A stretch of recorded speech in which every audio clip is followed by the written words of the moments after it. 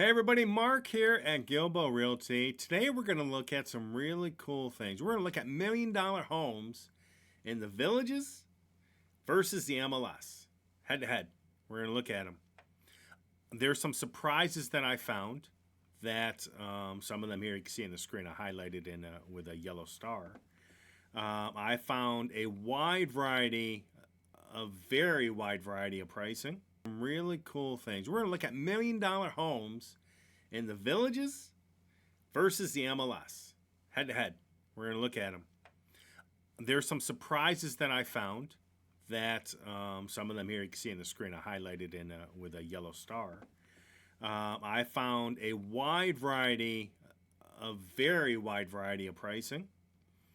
I found some really good pricing, some deals that somebody, maybe if they're looking to get into a home like this at the lowest possible price and maybe throw some money into it if you need it. I'm not sure. There's a few of these in here that do make sense.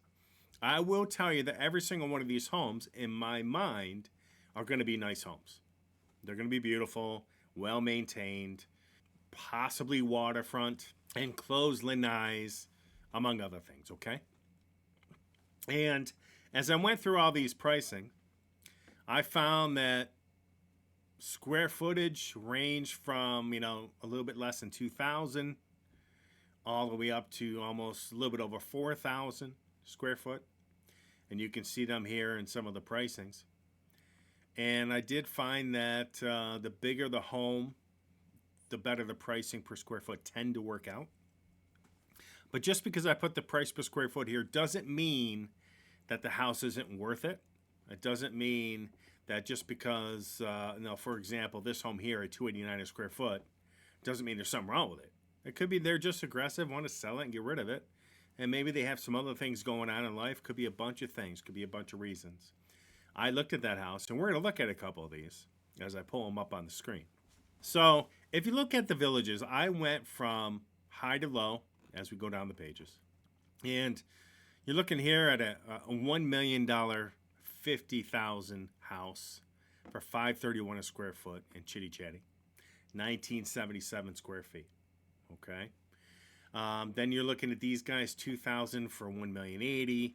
Then you get up to this one here, and you're looking at a 4-bed, 3 full bath, 2,800 square feet for $1.1 million. That's why I got a star next to it. And it's also waterfront, and it's not in bad shape.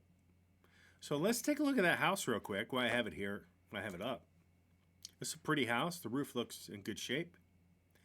Everything looks nice. Landscaping looks manicured. Nice waterfront. And, you can go get a little layout of it. This house is well maintained, as we can see going through each one. Pretty. Granite countertops. Black appliances. Carpet in the masters. Beautiful walk-in shower. So this is a well-maintained house for this price. And this is an opportunity for somebody to grab this house, I think, at a pretty good price based on what I am seeing from others. I love the open layout. This does have a bird cage, okay? So you can come here and you would enjoy this house without a doubt, and the view is gorgeous, right? So that one here I liked. Then there was one over here at $289 a square foot. That was 3,600 square feet. This is a 3-bed, 3-bath home on Hutchison Way. Let's look at that, because you're going to look at some differences here. And I'm looking at these homes. Like, wow, this is a really nice place, right? Well maintained. Roof looks basically brand new. Well cared for yard. Okay. Also, waterfront view, right? But this has an enclosed lanai, which I found interesting. It's in a good area. And let's get inside. It's huge layout. Huge open layout. Gigantic. Okay, pretty. All white. You can always add some color if you wanted. Stainless steel appliances as you go through. And let's see if we can get to the back. Oh, here we go. Love the fireplace. Here's a beautiful enclosed. They also have a chef's kitchen over here, just nice with another dishwasher and another fridge. And then if you look here, fireplace with the TV out here. This is a well-maintained house. And you can close, if you wanted to, you can close off this lanai, this enclosed lanai from the rest of the house. So I think this is a beautiful home. I thought at this price, unless there's something seriously wrong with this house and I don't see it, this is a great price. The $289 is a steal based on what I'm seeing with everybody else. Because you'll go from $531 a square foot on the VLS. You know, if we keep going down here, we got some in the $600 a square foot, $633 in square foot.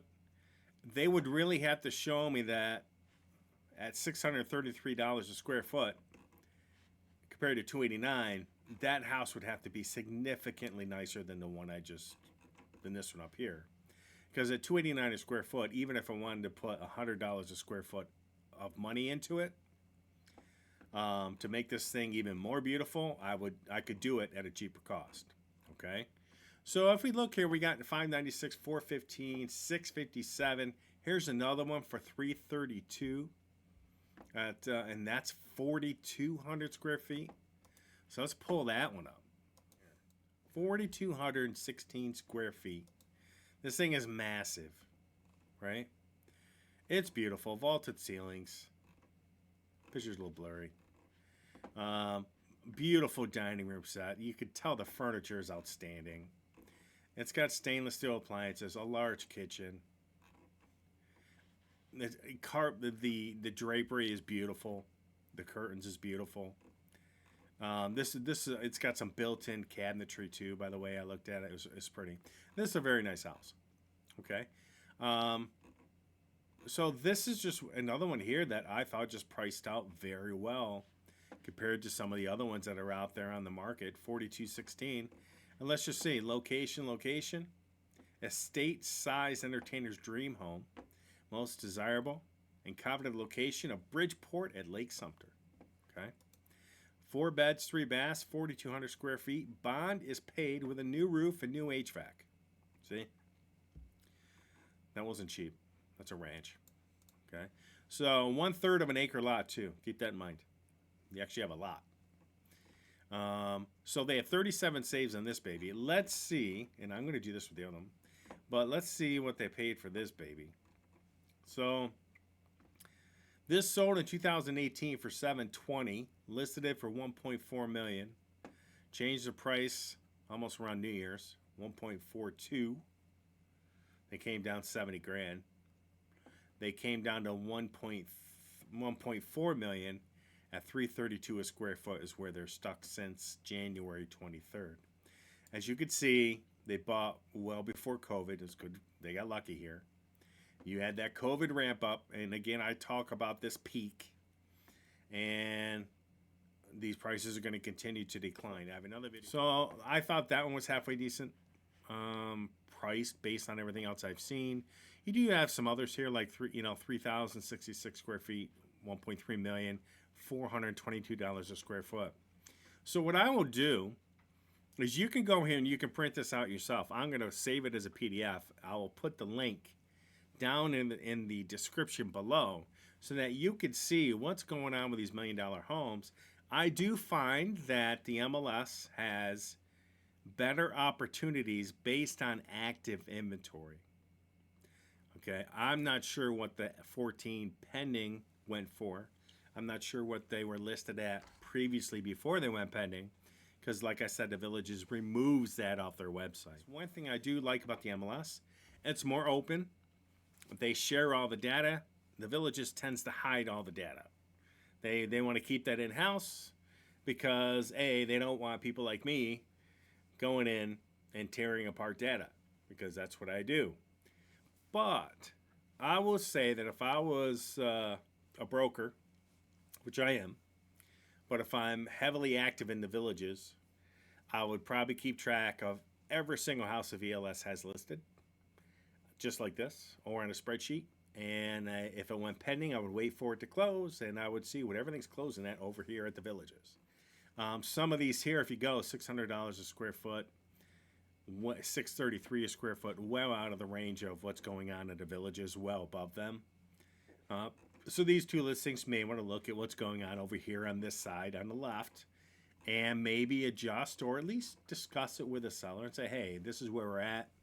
This is everything that's out there, even the villages, right? Because if you're just going to bring the MLS listings to your list to the seller, you're not really doing your homework, because your seller's in competition not only with people in the MLS that are trying to sell their house in this price range, but heavily in competition with the villages VLS. And you need to make sure that you're doing your homework on the villages inventory.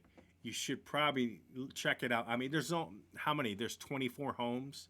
You could log into the villages every single day and just look and see what homes sold above $1 million. And you can see if one was added and one went pending. Correct? So that's what everybody as a realtor should be doing to keep competitive with the villages. But as you look here, the village is 14 pending, 15 active, so they have about 30 listings. One below $400 a square foot, but 3 pending in the MLS only.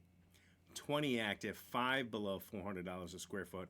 I do think the better deals right now are with the MLS, but the villages, like, they have a monopoly there, and they have a lot more clientele going to them directly than the MLS. This is a reason why you need to really do your homework and have a really good agent that knows and is willing to. I mean, this took me about 40 minutes to put together. And once I figured everything out and I was able to put the square foot on here, I went really quick. This is what I would do with my clients, especially if I can't see what these villages pending listings are selling for. But if I have a spreadsheet on there that I'm keeping track of every single day of $1 million homes, doesn't necessarily have to be a million, but still, there's only 25 of them. I think I could keep track of that every single day. Every morning I log in, I take a look, any new listings, anything gone pending, I'm going to add or delete it from my spreadsheet or change the status of it so that when I do come over here to my seller on the MLS, I can say, look, Mr. Seller, Mrs. Seller, you're at $633 a square foot or $601 a square foot. There's not a house in the VLS that's anywhere near those price points. Maybe we need to look at pricing again. Do you want to look at pricing again? And to be honest with you, it may not be the agent's fault. These people just may not be serious enough to want to sell their house. Maybe they're listing it saying, hey, if somebody wants to give me that, I'll take it. Okay. That also happens quite often. But I mean, you have here $650, $57 a square foot. And again, I know that location matters, waterfront matters, golf course, matters.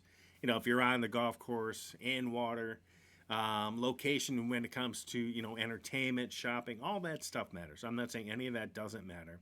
And like I said, just because something on here says $332 a square foot does not mean that this house over here for $596 at 2,000 square foot or $415 isn't worth the extra price.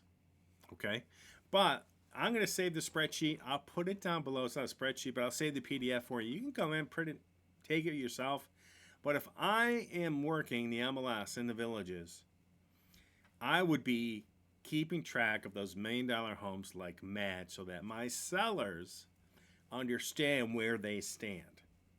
Okay, and right now the VLS is beating the pants off the MLS when it comes to sales, and rightfully so because they hide their data.